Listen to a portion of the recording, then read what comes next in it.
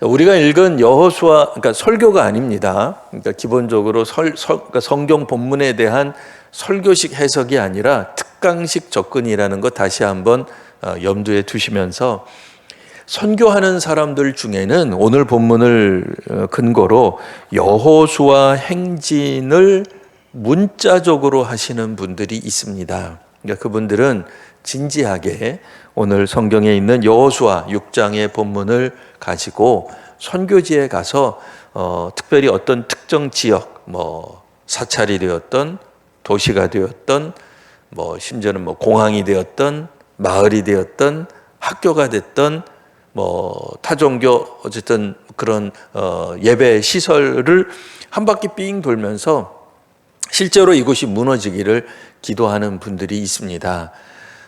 우리 교회에서는 당연히 제가 심호하는 동안에는 우리 성도님들과 혹 선교지에 간다 할지라도, 자, 집사님, 권사님, 우리가 이 지역을 한 바퀴 돕시다.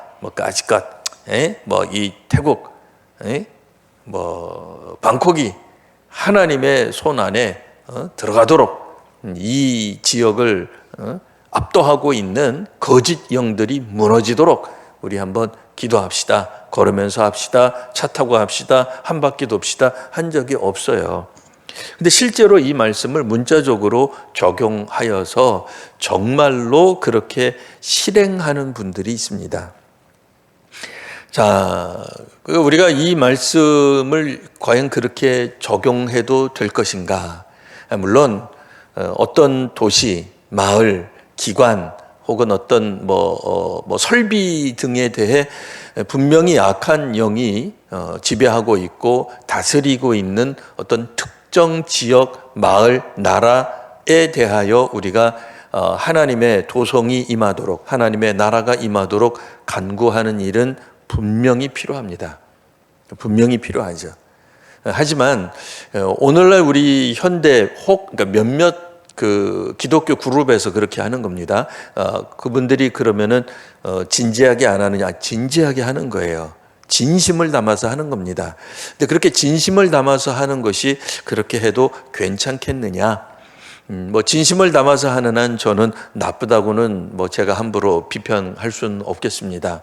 다만 제가 보는 그런 관점에서는 그런 유형의 접근은 굉장히 공격적인 선교다라는 비평을 받을 수 있습니다. 혹은 제국주의적인 선교다, 선교 방법이다라고 그렇게 비판을 받을 여지가 있습니다. 그래서 심지어는 이제는 이 사찰에서도 알아요. 한국에서도 가끔 지금은 거의 나오지 않습니다만 몇 해 전만 하더라도 불상에 목을 자른다든지 심지어는 기독교인이라고 자처하는 분이 불을 지른다든지, 혹은 소위 말하는 이런 여호수아 행진을 기타를 들고 젊은 청년들이 가가지고는 복음성가를 사찰 안에서 부르는 거예요. 혹은 한 바퀴 삥 둘러가면서 기도하는 거죠. 주님, 이 사찰 무너지게 해 주옵소서 하면서 하는 거예요. 그러니까 이런 부분들에 대해서 오늘날 한국의 사찰에 계신 분들도 알아요. 이제는 불교도들이나 승려들도 저 사람들이 왜 저렇게 모여가지고 빙글빙글 도는지 안다 말이에요. 과연 우리가 그렇게 그러니까 이 수천 년 전에 구약 성경에 기록된 이 여호수아 행진을 현대적 개념으로 그대로 차용해 가지고 와서 적용해도 되겠는가? 라고 하는 이제 문제가 있겠습니다. 저는 이제 기본적으로 그것이 옳다 그르다를 떠나서 먼저 성경적 관점에서 한번 살펴보기를 권합니다. 자, 오늘 성경에도 보시면 이 말씀은 기본적으로 하나님이 말씀하시는 내용이 나와요. 2절에 보시면 여호수아에게 이르되 내가 여리고와 그 왕과 용사들을 내 손에 넘겨주었다. 그러니 너는 이렇게 하라.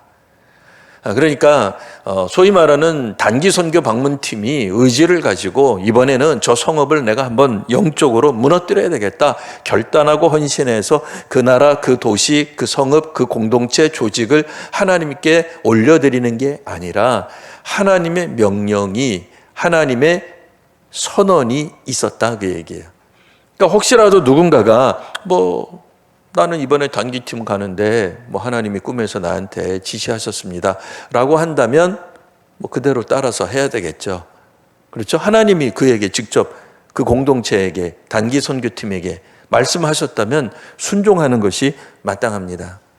하지만 성경적 관점에서 보면 그 출발이 우리의 계획과 우리의 헌신과는 관계없이 하나님의 일방적 선언, 하나님의 주시고자 하는 명령에 기초한 것이 여호수아 행진이에요.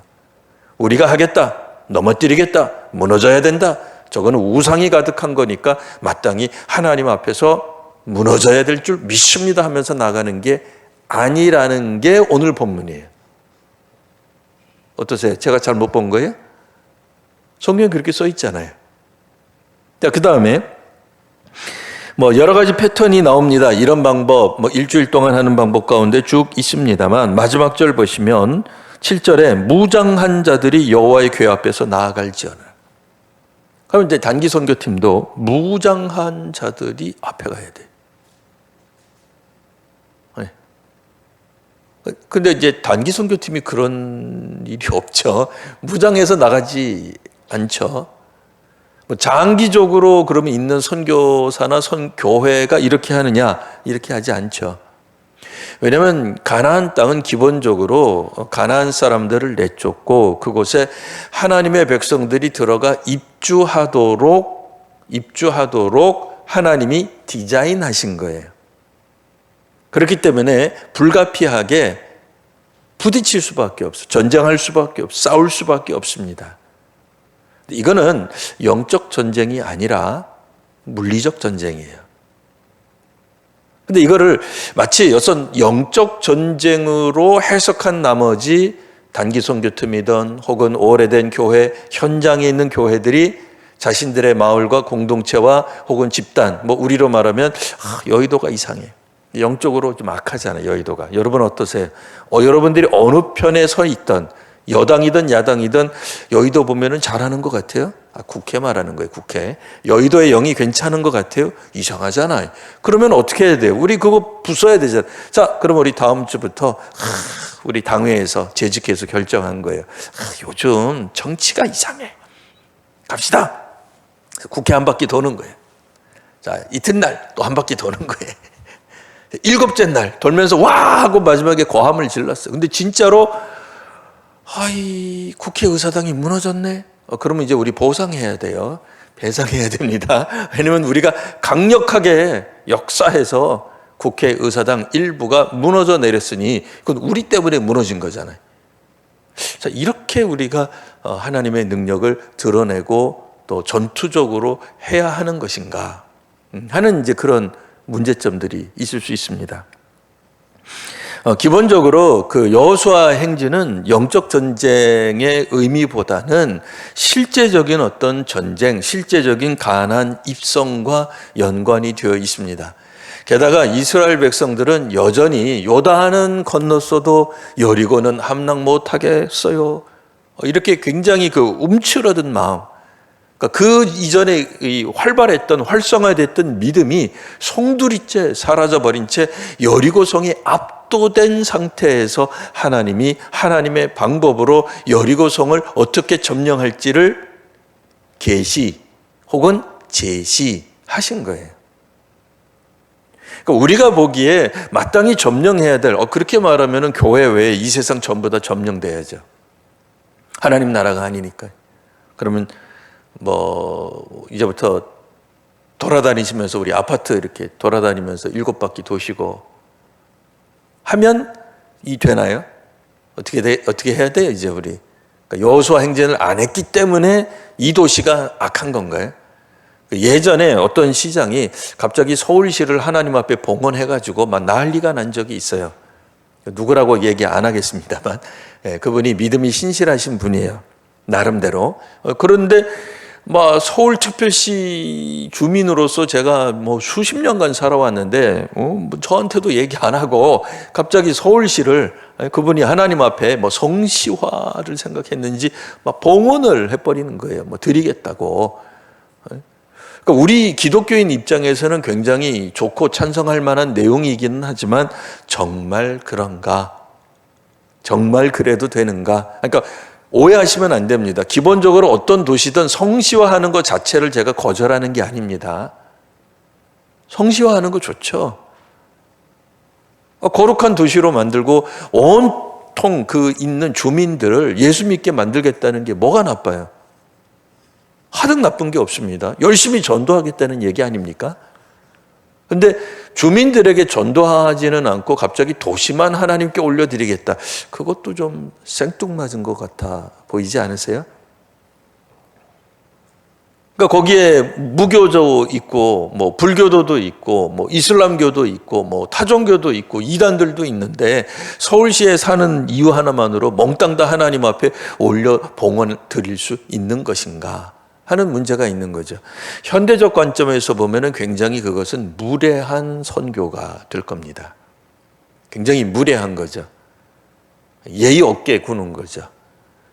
자, 그런 측면에서 여호수아 행진을 문자적으로 해석해서 오늘날 갖고 오는, 그래서 우리가 기도만 하기만 하면 다 하나님께 드려질 수 있다고 믿는 이런 신앙의 근본, 저 밑바닥 가운데 물론 순수하고 정말 하나님께 모든 것을 드리겠다고 하는 그런 정말 좋은 선한 의도가 있었다 할지라도 그런 선한 의도가 선한 영향력으로까지 갈 것인가?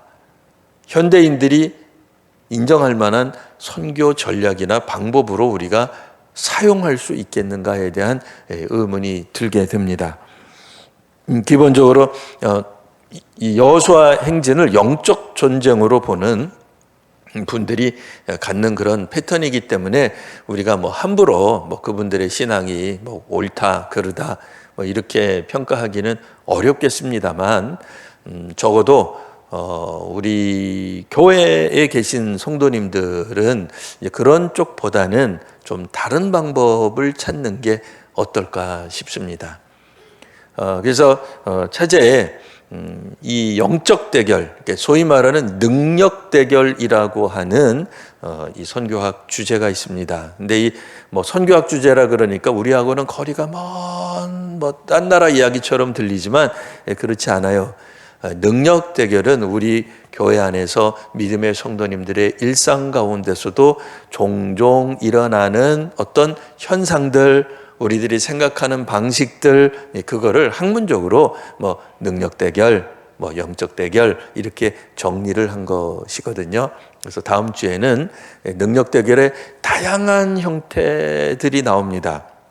그래서 여호수아 행진을 실제로 하고 지나갔을 때 생겨났던 물론 긍정적인 측면도 있겠으나 현장에서 벌어진 부정적인 측면들, 그리고 소위 말하는 그 능력이라고 하는 거, 성령의 역사들, 성령의 은사들, 이런 어떤 강한 그런 어떤 성령께서 역사하시는 것들에 대한 오용, 그러니까 정상적으로 쓰이는 거는 제가 따로 설명 안 드리고요. 오용되는 부분에 대해서 우리가 정리할 것들이 있습니다. 뭐 이를테면은 기도, 뭐 방언, 혹은 어떤 그런 능력이 나타나는 것들, 이런 부분들에 대해서 시간이 허락하는 대로 저희가 한번 다루어 보도록 하겠습니다. 오늘은 여기까지입니다. 기도하겠습니다.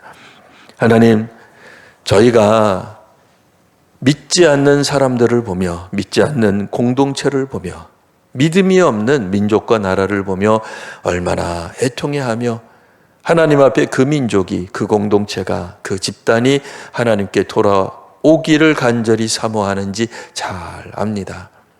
참으로 저희들은 지금도 믿지 않는 사람들을 위해 기도하고 있으며 어떻게 하든 이 땅 위에서도 예수 믿지 않는 사람들이 어떻게 예수님을 믿을 수 있을지 고민하며 가슴을 찢습니다. 하지만 현대에 벌어지고 있는 여호수아 행진과 같은 그런 선교 전략은 혹 너무나 지나치게 공격적이고 또 예의가 없는 무례한 선교 방식으로 보일 수 있음도 압니다. 하나님, 저희들에게 지혜를 허락하여 주셔서 정말 이 시대에 합당한 선교 전략, 또 방법들, 또 그것들에 헌신하고 수고하는 우리 한국교회, 또 한국교회 선교가 되게 하여 주옵소서. 거룩하신 우리 구주 예수님 이름으로 기도합니다. 아멘.